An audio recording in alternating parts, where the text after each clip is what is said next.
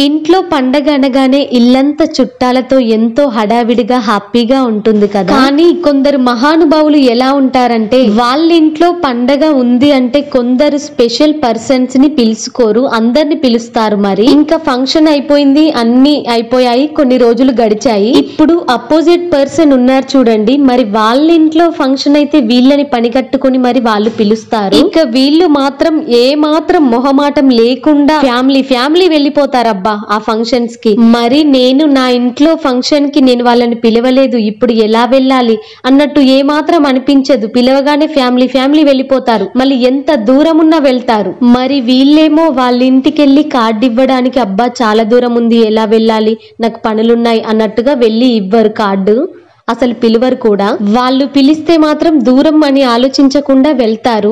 Maybe ఇదేనేమో relationship అంటే. మరి మీరేమంటారో కామెంట్ చేయండి. వీడియో నచ్చితే